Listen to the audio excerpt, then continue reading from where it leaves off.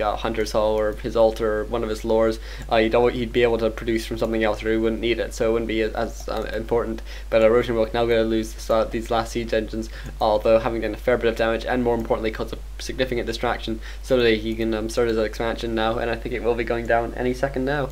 And at that point, I think he's going to have a really dominant economy advantage, despite the fact that th000 has scouted this out, and actually he's going to lose that wisp. But looks like this expansion is now finally back down, and th000 at 63 out of 60 food now, compared to RohJinWook, who is at 62, so really equal foods at this point. Obviously a hero advantage for th000, so it's hard to say, because he's going to be a while before he can catch up in terms of economy, but eventually he will catch up. And Mana Siphon going off there, but not before a Haze Fire tries to go off, but a really nice dodge there by RohJinWook, dodges that Haze Fire, really nicely played there by him. And 2-0 upgrades on those mortar teams, 1-0 on the Dragonhawk Riders.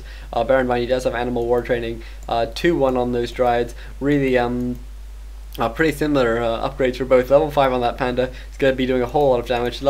Actually still not level 5 on that Demon Hunter, he really should pick that up. But so many Fairy Dragons and Dryads, not a combination you see very often. So much piercing, and just there's just so many things that can go wrong with this army combination. Such a sort of glass cannon sort of situation where it can do a fair bit of damage, but it just has no capacity to tank at all, and so he needs to get his two heroes to do that. Obviously Demon Hunter and Panda are pretty good at doing that, especially considering there's no Mount King or anything out. But actually, RohJinWook going to take a bit of damage here, but not lose anything, and it's going to have his mortar teams fire back. And th000 needs to be careful now. Obviously, all these Dragonhawk Riders can do a fair bit of damage, and again we have just so many mortar teams which are capable of putting out so much damage here, but just can't tank anything. And so both sides, really, it's going to come down to a very fast and furious fight probably. These Haze Fire going off, and immediately that Blood Mage down to really low health. You can tell he really wants that level 6, because if he can get that, he will be able to get Phoenix, which will be really nice in harassment or against the heroes. Obviously it couldn't attack any of the units that th000's putting out at the moment, and I wonder if that's actually intentional. Maybe that's the reason for his army composition. Certainly it's going to be really nice for keeping out these golems, because Clap isn't going to do any damage apart from to the two heroes, and this one Granite Golem does go down. And what is the item? Helm of Valor. Ugh.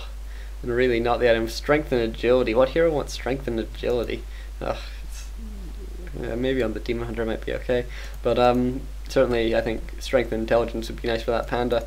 And the problem really isn't with sort of the tanking on the Demon Hunter at this point, but it looks like we did see a lot of defense against tanks coming in here for th000, and you can see his Ancients of War at these bases which he feels are more likely to be attacked, and Mud Golems and stuff at these bases where he feels that if they are attacked he wants to be able to defend it, and he can run them up to the more likely to be attacked bases if he needs to. So th000 with a really strong army at this point does have level 5 on his Demon Hunter now. I think we probably should see some use of Wand of the Wind. The Paladin is healed back up now. Actually he's healing everything up as well, using a scroll, arcane scroll. And RohJinWook with some pretty nice positioning here, has his mortar teams behind these towers, and then he has these Dragonhawk Riders which can just run in, do a lot of focus, do extra damage to all of th000's units, and then run back out again.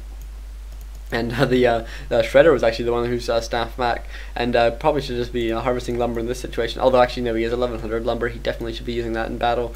And continuing to build, actually building tanks again, so probably going to be going for a bit of harassment here. Looks like these Dragonhawk Riders did manage to sort of escape th000's contain, and a Glaive Thrower is now coming in. Actually the first upgrade for them is just finishing now as well, so it looks like they will be able to do a fair bit of damage and just to siege this base if he manages to get it there. He looks like he did manage to chase away those Dragonhawk Riders, but RohJinWook knows exactly what is coming, and there's a bit of a siege now. You can see his Ancient of Wonders is here, but level 6 now on this Blood Mage, just from some harassment on the base, and actually it looks like he's been picking off some units at the Merchant as well. And the siege should be coming in now, though. One you can see that one Ballista is taken out immediately by those 3-0 upgraded mortar teams, and the Panda now having to staff to the shop. He does have another Glaive Thrower on the way. Sorry, I think I called it Ballista. It was Warcraft 3 Reign of Chaos. But these tanks are now coming in. Obviously 3-0 upgrade, going to be doing a whole lot of damage and still not taking too much themselves. And so we're going to have to see whether th000 runs these runs his my golems up. Looks like he isn't, but you can see these fairy dragons are actually now chasing away these Dragonhawk riders. A really nice choice there by him. And these glaive throwers are trying to do harassment, but they're going to take so much damage from the Phoenix. It's really just not worth it at this point to be going for those glaive throwers. And the knights now out, and those knights are going to be finally a bit of a tank here for RohJinWook. And a bit of an air battle going on here as well. Looks like th000 does have the upper hand in this battle, but definitely doesn't have the definitely doesn't have the upper hand in this battle. He has sort of managed to turn it around, but once these mortar teams start firing on these dryads, he's really not going to be able to do anything about it until he hits 6 at least on his heroes, at which point he's going to have a fair fighting chance. And these tanks are finally being chased away, but looks like th000 forced to uproot his tree of life, and so that's a huge loss in itself, because it takes a minute to reroute your tree and to get your gold mine back on. I'm not sure why th000 is so persistent on these glaive throwers. He looks like he's just trying to pull it out, but RohJinWook knows how to hold position presumably, and how to just monitor his units, so it shouldn't be the end of the world. And meanwhile, three mud golems chasing down these tanks. No slow being used unfortunately though, because clearly all the focus is going on this little skirmish here, where the mortar teams just keep on taking out these glaive throwers, just using you can see attack ground, because you can't even see where the attack is really coming from. So if you just attacks ground, you can just do it a lot easier there. And more glaive throwers coming in now. Really odd choice here. You should probably be getting more attack upgrades, although actually th000 really low on gold. Is rebuilding this mine, and it looks like how much gold is left here? Only 500 gold left here for RohJinWook. So RohJinWook will need to eventually actually go for a push here. Still level 2 on that paladin now, and the paladin is going to chase away these units, and you can just see all those 3-0 upgraded war teams just take down those dryads so quickly. And arcane scroll will need to be used here. Actually, a scroll of healing being used to save them. Obviously he's expecting more attacks, although it looks like th000 isn't going to be pushing immediately back out, at least. th000 now using a clarity, and might go in for breath of fire on these towers once his clarity has run out. And a really interesting combination of fairy dragons, which are 3-1 upgrades actually by the way, and hippogriffs here to defend against those harassments. But again, just I'm not sure what the point of these are for th000. Just coming in, doing a small amount of damage to 3 armor upgraded arcane towers, and then immediately being focused down and killed. But actually a very nice move here. Anti-magic potion being used so that he can't be banished, he can't be he can't be affected by those arcane towers, and I can just get a breath of fire off, and actually coming back in and getting another one. Fortunately not getting any peasant kills though, and RohJinWook now in a lot of trouble. Because obviously his mines are about to run out. This one mine must be almost out now. Yeah, only 30 seconds of gold left here, and this one mine will be lasting for a bit longer, but just on one mine he'll be in a lot of trouble, especially considering that this mine has 6,500 gold on it, this mine has 8,000 gold on it. It's really going to be an uphill struggle from RohJinWook from now on, unless he can really win it right now, but I'm not sure he can. He does have 700 gold banked, and he's at 79 food, so maybe he's going to push up to 100 food and go for an attack as soon as that mine runs out, and you can bring in loads of militia. It'd be quite fun. And meanwhile, looks like we are seeing more harassment here. Nice staff in though. These Dragonhawk riders will be forced away, but it means this panda is really caught out of position. Gonna have to run back, because obviously that staff's on cooldown, so this could be a good time for RohJinWook to push out, although it looks like that isn't what he's going to be doing at the moment. I'm not sure what happened to his Phoenix. Maybe it was killed, maybe it was back in egg form, I don't know.